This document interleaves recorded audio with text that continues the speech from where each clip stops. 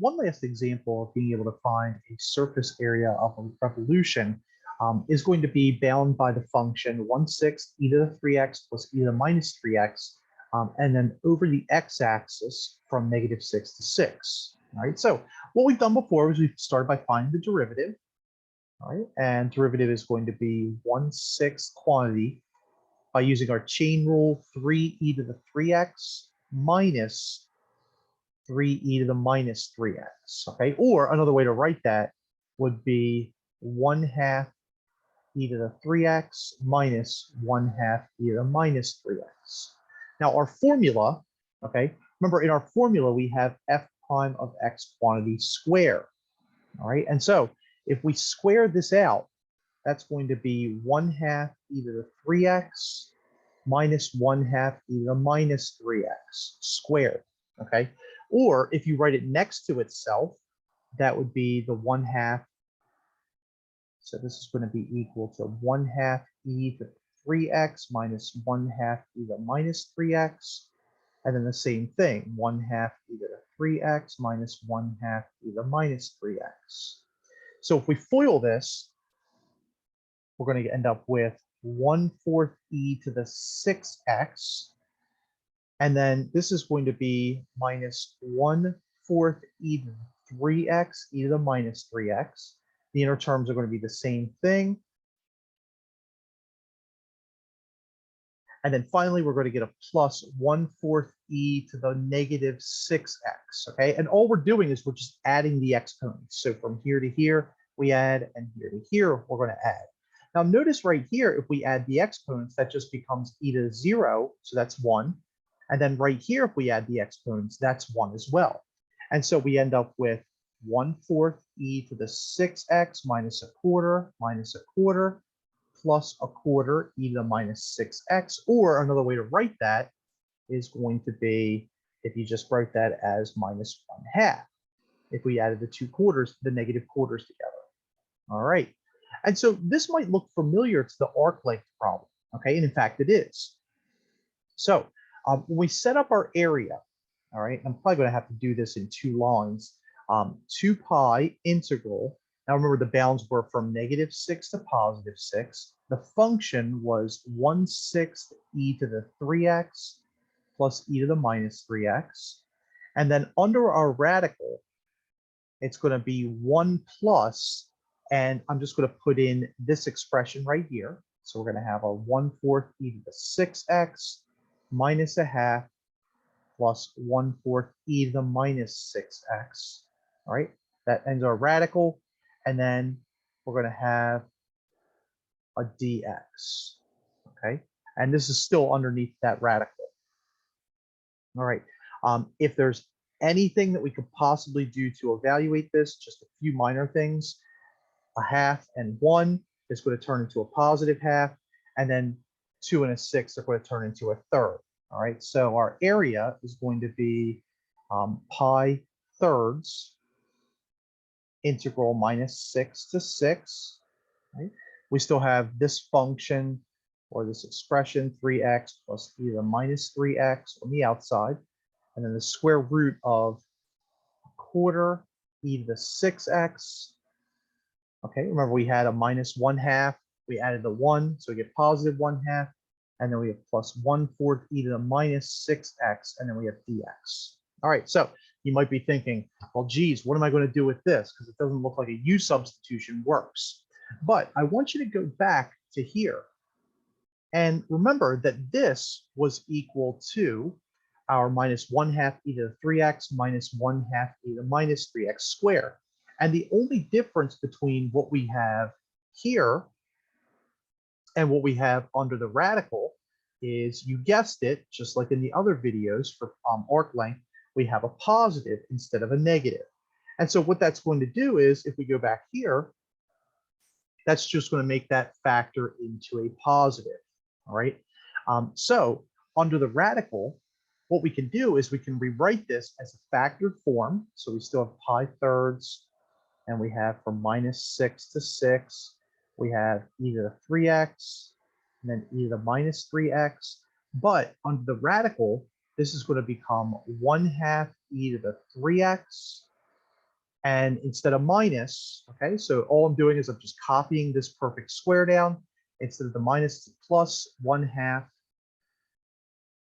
e to the minus 3x quantity square, and there's a dx in here. All right, and then this and this are going to cancel out. And so now it's not so bad.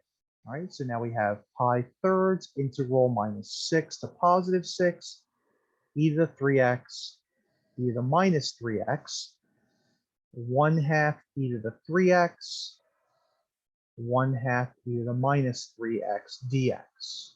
All right. To be able to evaluate this, it's not going to be a u sub. We are going to have to FOIL this out. Okay, but once we do that, then we can do term by term integration. It won't be so bad. All right, so first, outer, inner, last. Similar to before, we have a -3 and a +3 and a -3 and a +3. So some good stuff is going to happen with this. All right, so we have pi thirds minus 6 to positive 6. So we have e to the 3x times 1/2 e to the 3x. That's going to be 1/2 e to the 6x. And then we have the outer terms, which is going to be 1/2 e to the 0x. All right, because we have a +3 and a -3. And then inside we have another e to the 0x right here. And then finally, this is going to be, for our last terms, 1/2 e to the minus 6x. Now notice we haven't done any integration yet. Okay, all of this stuff is just going to go through, and it's just going to be our basic algebra. Okay, well, not so basic, but it's just fundamental algebra. And so inside of this integral, can't do anything with this yet, but this just becomes 1/2 plus 1/2, which is going to be 1. So we have 1/2 e to the 6x plus 1 plus 1/2 e to the minus 6x dx. And now we can finally integrate. I'm going to leave the pi thirds, right? And we're going to end up with 1/2 e to the 6x times a sixth. All right, so don't forget that whenever you do that, you have to do the reverse of the chain rule for derivatives. So you're going to divide instead of multiply. The antiderivative of 1 is x. And then finally, we have 1/2 e to the minus 6x, because that's the antiderivative of e, times a -1/6 from -6 to 6. All right. If we simplify and substitute a 6 back in, and so this is going to be our pi thirds 1/12 e to the 6 times 6, which is 36, plus 6 by substituting this 6 back in. And then finally, minus 1/12. All right, so 12 and -1/6 e to the minus 36. Now we have to substitute -6 back in. So that's going to be minus pi thirds. That's going to be 1/12 again. All right, so we're not changing that. This is going to be e to the minus 36. This is going to be another minus 1/12. All right, or actually it's going to turn into a minus 6, excuse me. We're substituting the -6 back into this x right here. And then finally, we have another -1/12 e, but this time the positive 36. Now, let's see if anything good is going to come out of this. All right, so if I distribute the pi thirds through it, and I'll just do this because that way we can have our 6 terms.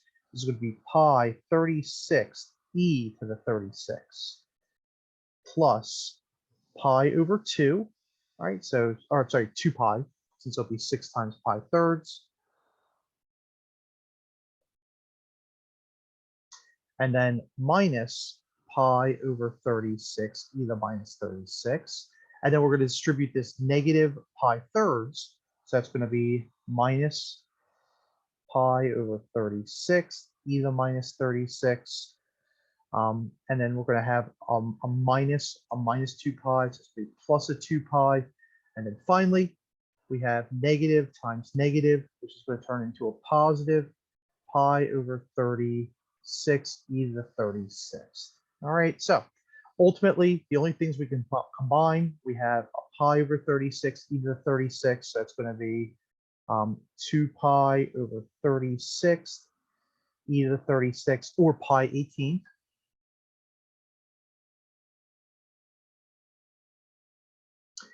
We have 4 pi. And then finally, we have a negative pi 36, e to the minus 36, and another negative pi 36. So this would be minus pi over 18, e to the minus 36. All right, and that's probably the best that we can do with this. All right, so not an easy problem. Okay, lots of different algebra stuff going on with this. All right, but just wanted to make you aware that you have to recognize those perfect squares. Okay, and factor. All right, and that's one of the techniques that we're going to utilize throughout this section as we find the surface area. All right, so that's all for this section. In the next section, we're going to start taking a look at applications to physical sorts of problems.